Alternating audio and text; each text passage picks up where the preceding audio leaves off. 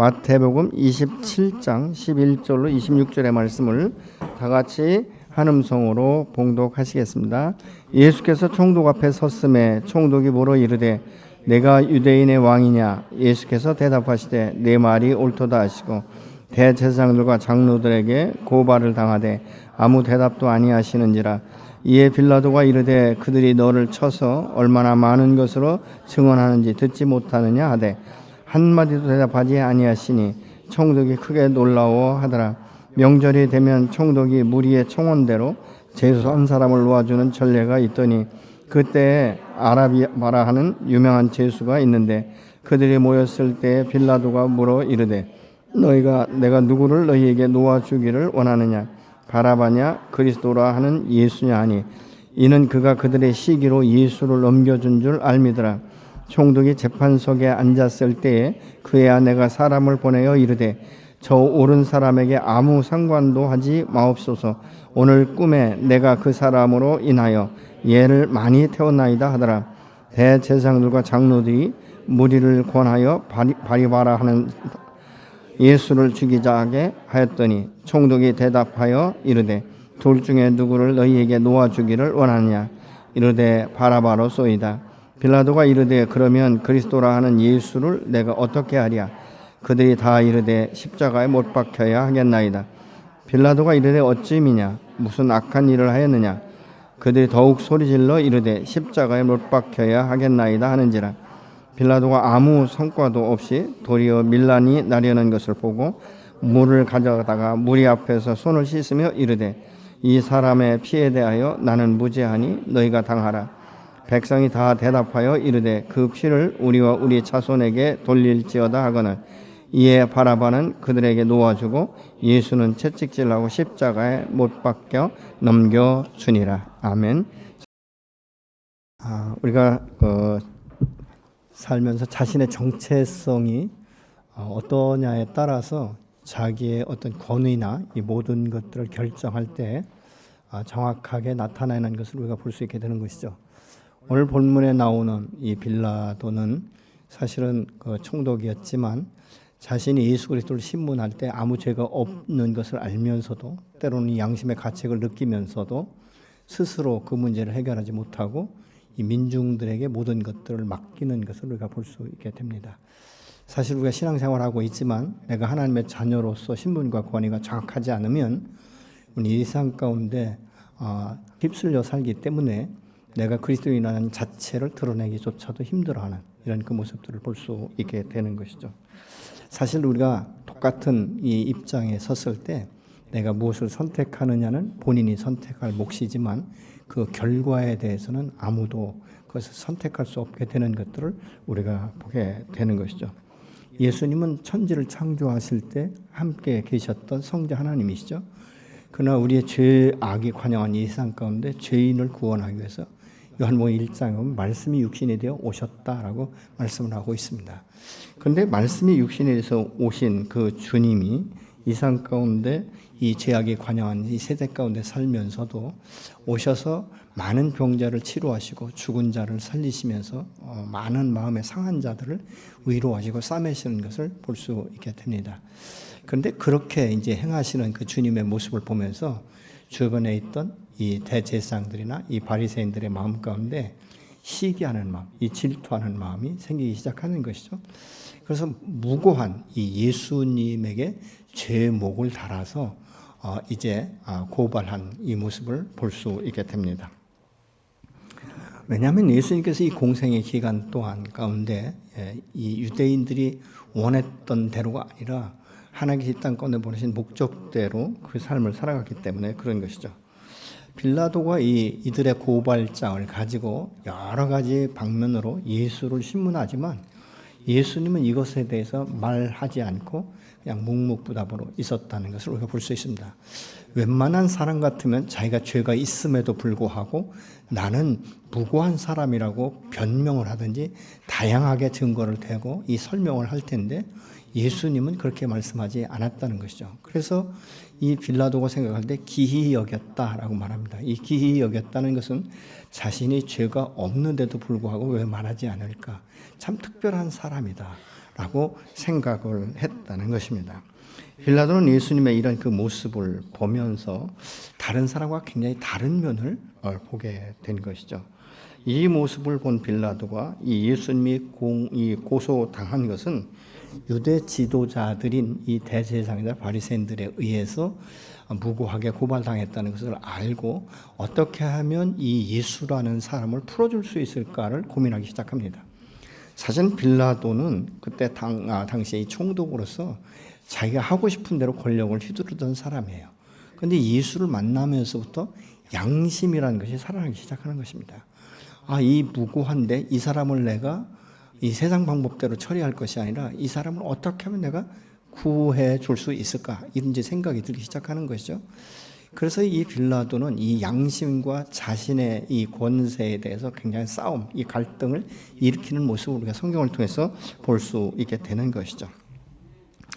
그래서 우여곡절 끝에 선택한 것이 누가 봐도 이 사람은 죄인이고 누가 봐도 이 사람은 십자가의 처형에 매달아도 한 사람도 반론을 제기할 수 없는 사람을 고른 것이 바로 바라바라는 사람입니다.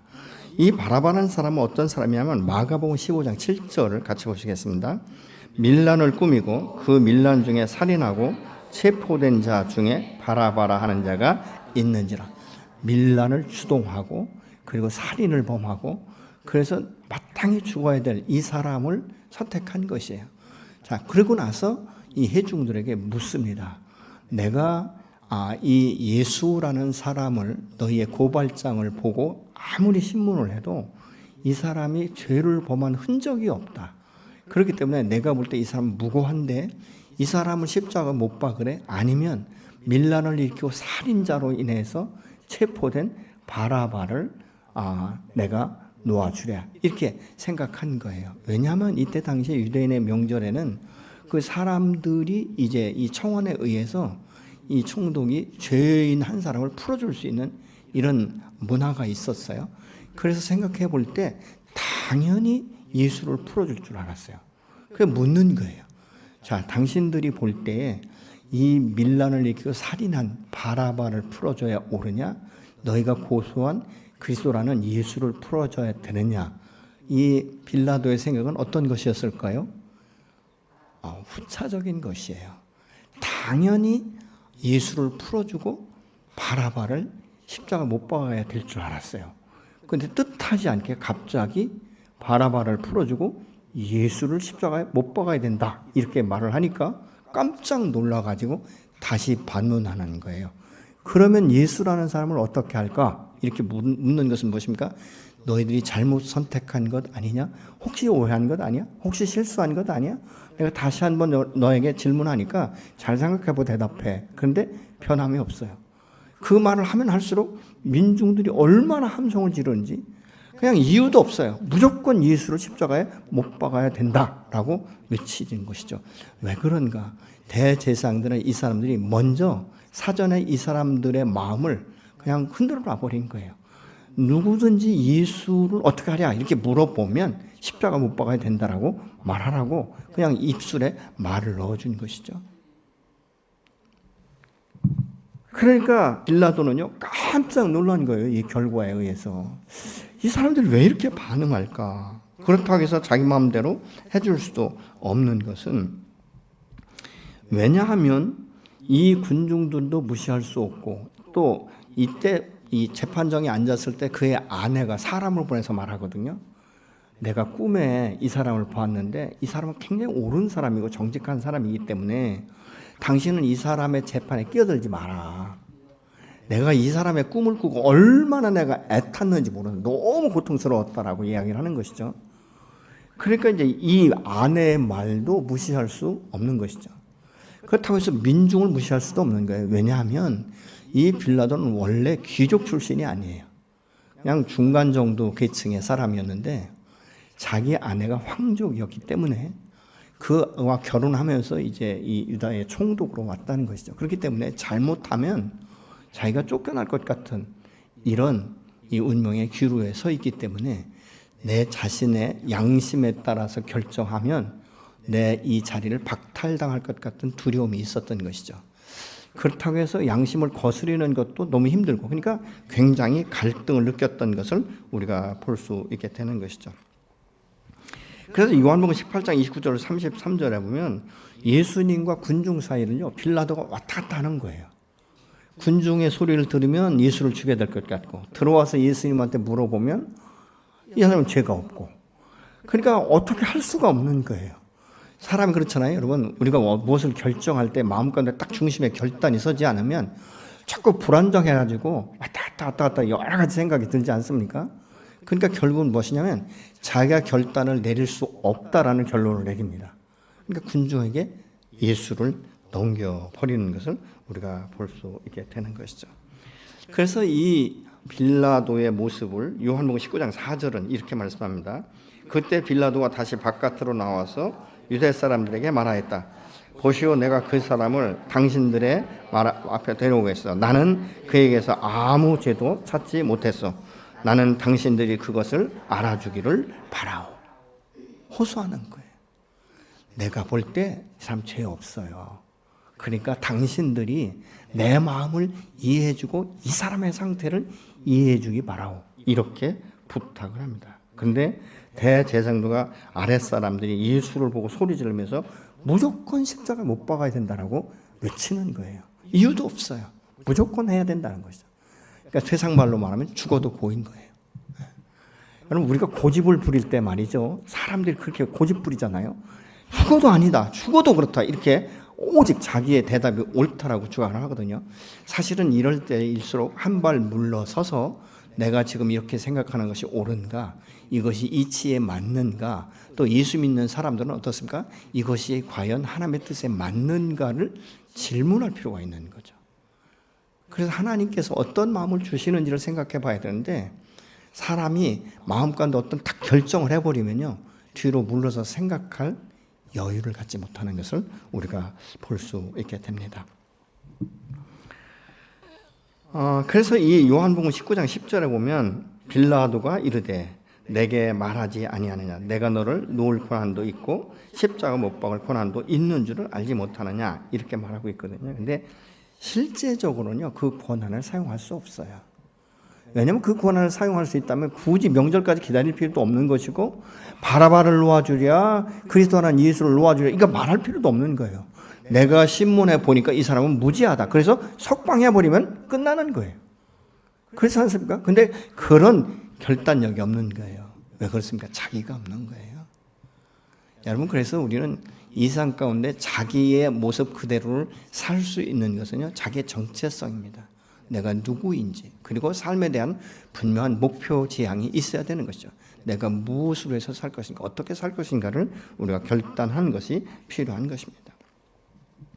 21절에 이들 중에 누구를 놓아주기를 원하느냐, 계속 질문하고 있는 거예요. 왜?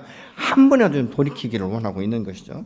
22절에 그러면 예수로 하는 그리스도를 내가 어떻게 할 것이냐, 당연히 물을 필요도 없는데, 그렇지 않습니까? 23절에 왜 그렇게 해야 되는데, 이렇게 물어보는 거예요. 왜 너희들이 계속 그 이야기만 주장해야 되는데? 라고 반문하는 것이죠. 내가 볼 때 이 예수라는 사람은 잘못도 없지만 십자가에 처형할 만큼의 문제가 없다. 근데 왜 너희들은 자꾸 이 예수를 십자가에 못 박아야 되느냐라고 말하냐. 내가 알지 못하는 또 다른 악한 행동이나 일이 있느냐, 이렇게 질문을 하는 것을 볼 수 있습니다. 그럼에도 불구하고 그들은 무조건 십자가에 못 박아야 된다라고 말하고 있죠. 이 군중들이 점점 그 소리가 거세지니까 이 빌라도의 마음 가운데 어떤 두려움이 오냐면, 야, 이러다가 밀란이 일어나겠구나, 그러면 내 지위가 박탈될 수 있다는 이 두려움 때문에 예수를 넘겨주기로 결정을 합니다. 그러면서 그가 취한 것이 뭐죠? 이 선택은 너희들이 한 것이다. 그렇기 때문에 나는 이 선택에 대해서 아무런 책임도 없다. 그래서 대에 물을 떠다 놓고 이걸 손을 씻습니다. 그러면서 이 피값은 너희들이 받아야 된다라고 말하고 있죠. 근데 더 놀라운 게 뭔지 아십니까? 이 유대인들이 이 결과가 뭔지 모르기 때문에 그 피값을 자기들만이 아니라 자기의 자식의 세대까지도 그 피값을 우리가 받겠다라고 말하고 있는 거예요. 여러분, 이 피값이 뭔지 아십니까? 사망이에요. 영원한 사망. 여러분, 여기에서 지금 이 유대인들이 바나바를 선택하는 순간 어떤 결론이 났는지 아십니까? 죽음을 선택한 것입니다. 이 세상에 어떤 인간도, 어떤 사람도 다른 사람의 죄를 대속할 수 없어요. 빌라도는 죄인이었어요. 여기에 법정에 나오지 않아도 마땅히 죽어야 될 사람입니다. 그런데 이들이 선택하는 순간 빌라도와 함께 영원한 멸망의 길, 사망의 길을 선택하는 것입니다. 우리가 이 세상 가운데 살면서 생명의 길을 선택하는 것은 오직 예수 한 분밖에 없는 줄로 믿으시기 바랍니다. 예수만이 생명의 길이에요. 예수만의 우리의 죄를 대속할 수 있는 분이에요. 그런데 생명이신 예수를 버리고 사망인 바라바를 선택했다는 것입니다. 뭐 때문에 그렇습니까? 어둠의 영에 놀린 것입니다. 여러분, 우리가 볼 때 참 이 유대인들이 말이죠, 이 예수의 핏값이 사망이라는 것을 알았다면 자기 세대만이 아니라 다음 세대까지 엄두도 못 냈을 거예요. 당연히 예수를 놓아줘야 된다라고 말했을 것입니다.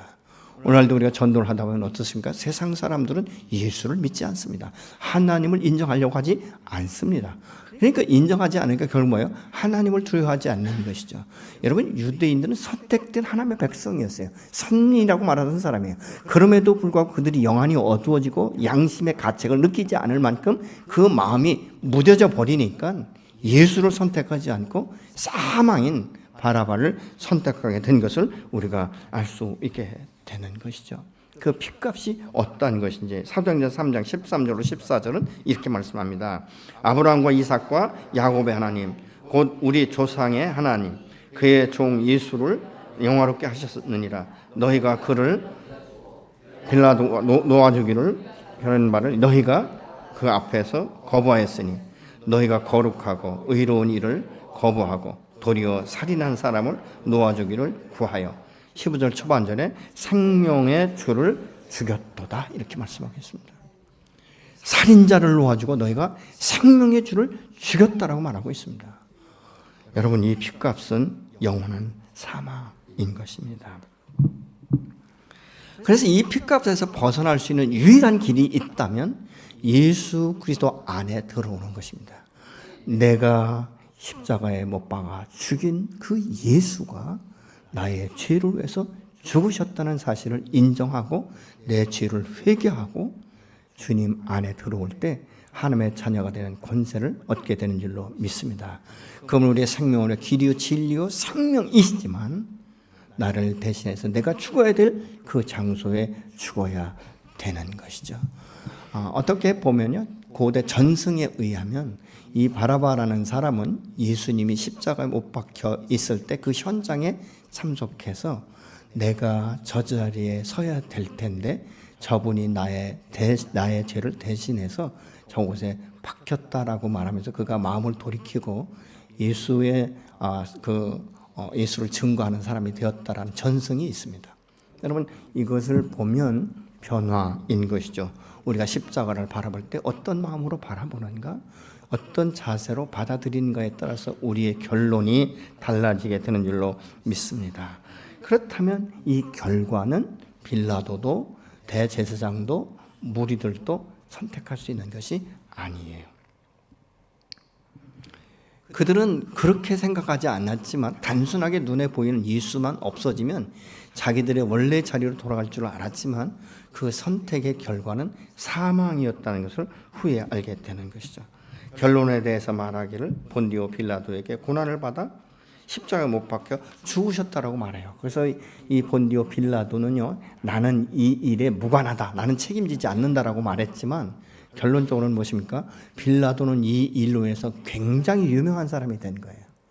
저와 여러분 빌라도 본 적이 없어요. 근데 주님이 재림하시는 그날까지 이 빌라도는 예수 그리스도를 십자가에 못 박아 죽이도록 심판한 결론자라는 그 이름을 떨칠 수가 없는 것이죠. 그래서 여러분, 우리가 잘 아는 대로 삶 가운데 이 나오는 것을 우리가 볼 수 있게 됩니다. 예수님의 십자가 사건이 없었다면 오늘날까지 구원은 이 땅 가운데 이루어지지 않았을 것입니다. 예수님은 실제로 로마 군인들에 의해 채찍질을 당하셨고 머리 가시면용을 쓰신 채로 조롱당하고 십자가를 지고 골고다의 그 언덕길을 올라가셨다라고 말씀하고 있지 않습니까? 사실은 제가 수년 전에 이 예루살렘 성지를 갔을 때에 그 고난의 그 길을 걸어갔어요. 근데 뭐 그렇게 언덕이 그때 당시에는 제가 갔을 때는 뭐 이렇게 높아 보이지는 않았지만 어떻든 이렇게 약간 언덕이 진 그곳이죠.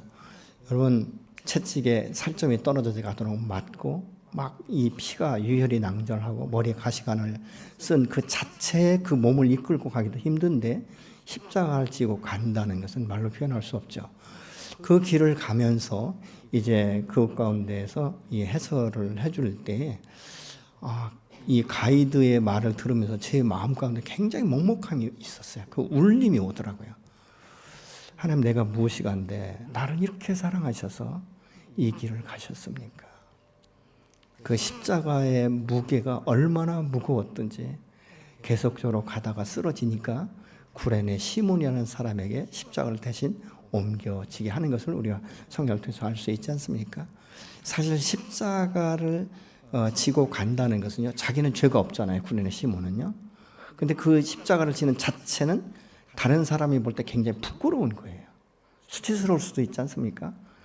왜 구레네 시몬이 십자가를 지고 하는지 이해하지 못하는 사람은 저 사람 무슨 죄를 졌길래 저 십자가를 끌고 갈까 이렇게 생각하지 않았겠습니까? 근데 그 십자가는 고난의 길이지만 생명을 살리는 길인 것입니다. 그래서 주님이 그 땅 가운데서 계속적으로 넘어지고 쓰러지셔도 끝까지 올라가신 것을 우리가 볼 수 있게 되는 것이죠. 그 길이 아니었다면, 십자가가 아니었다면 내가 영원히 죽었을 것을, 이런 생각을 하다 보니까요, 굉장한 마음 가운데 이 울림이 있었어요. 여러분, 이 십자가는 사실은 가장 최악의 형이지 않습니까?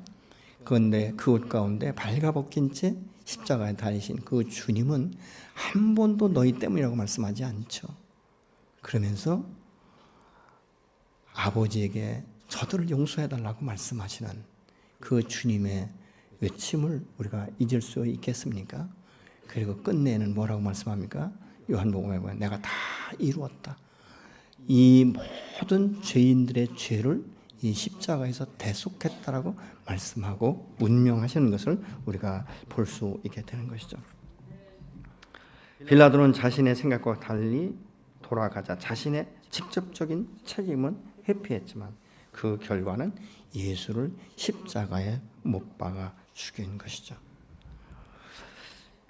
여러분, 오늘날도 우리가 은연중에 부지 중에 예수를 부인하는 것은 다시 그 예수를 십자가에 못 박는 것이 아닌가, 다시 한번 우리가 생각해 봐야 되는 것이죠.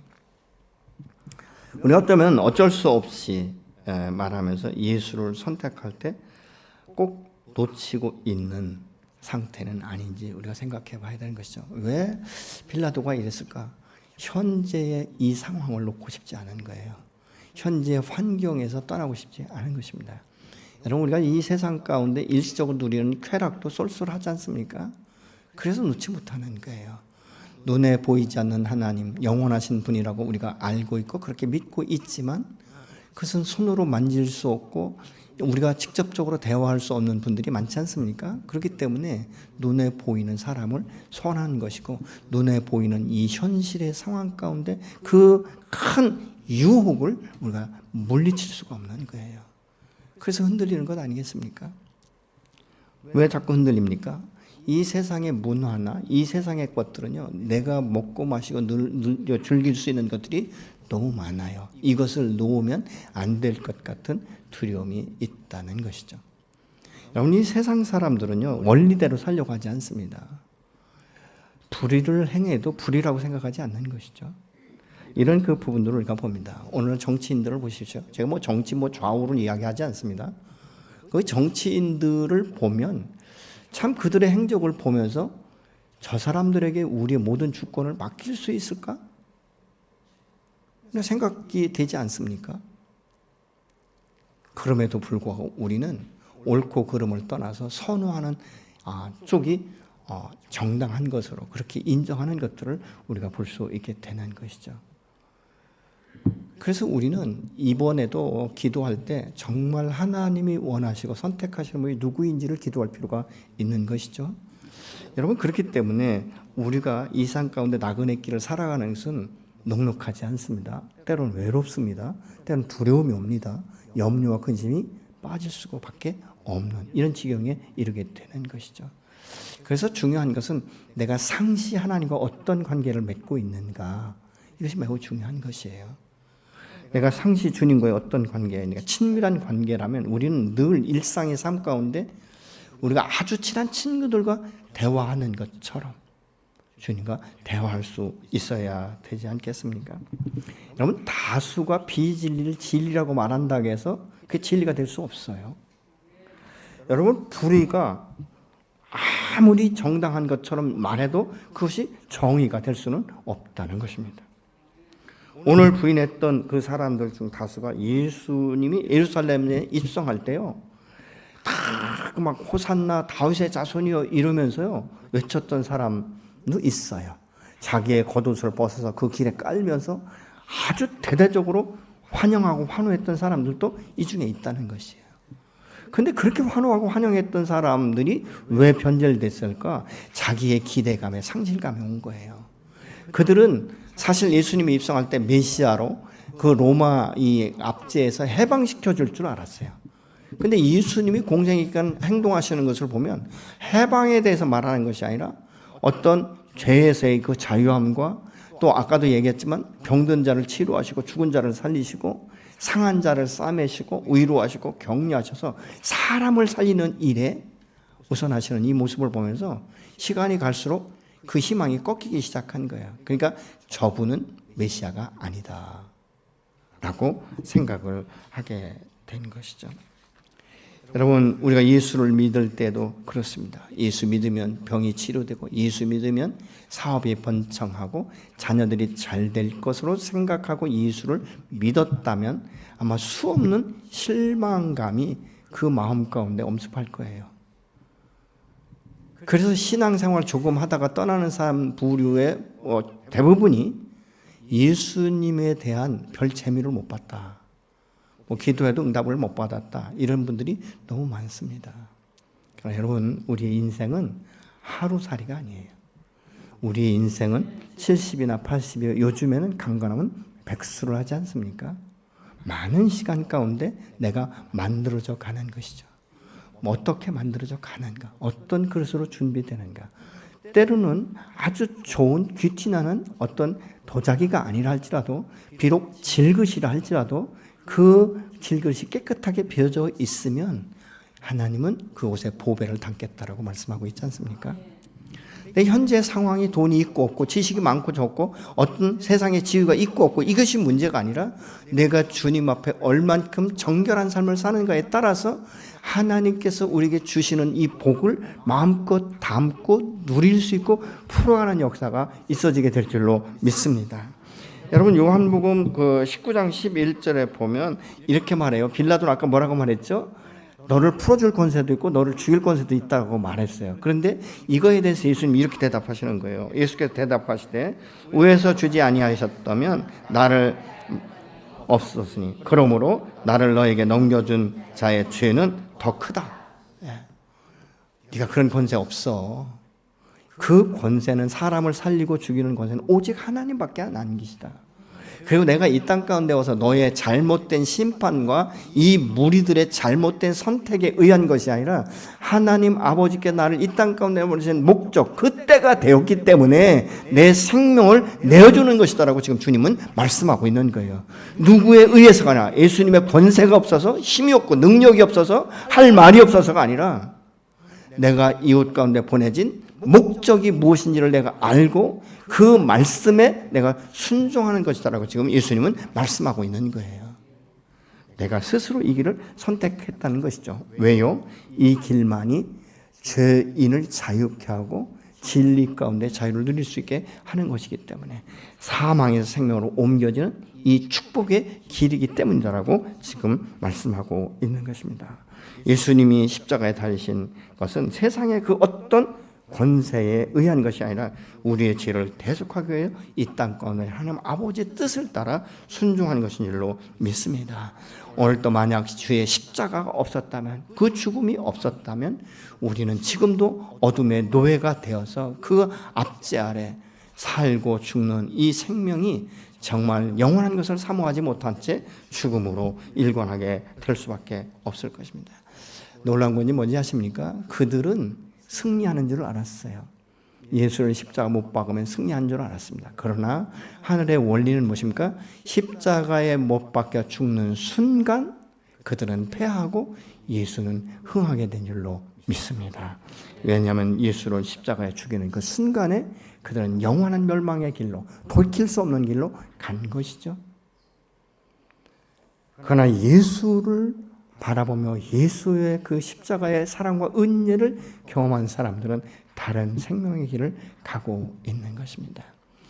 여러분 한번 생각해 보시죠. 빌라도나 대제사장들이나 그때 모였던 예수를 십자가에 못 박아 죽여야 된다는 이 군중들이 3일 후에 어떤 사건이 일어납니까? 자기들이 십자가에 못 박혀 죽어야 된다고 외쳤던 그 예수가 죽음으로 끝나지 아니하고 무덤에 묻힌 것으로 끝나지 아니하고 3일 만에 부활하시는 부활의 생명으로 다시 일어서는 것을 그들이 눈으로 보았을 것입니다. 어떤 생각이 들었을까요? 십자가의 죽음으로 끝날 줄 알았는데 다시 3일 만에 부활한 그 예수를 만나고 그 소문을 들을 때 그들의 마음은 말할 수 없는 두려움에 휩싸였을 것입니다. 아, 우리가 잘못 선택했구나. 후에 깨닫는 것이죠. 그러나 그들이 그렇게 예수를 십자가 못 박아 죽였지만 그들조차도 살 수 있는 길은 예수 안에 돌아오는 것입니다.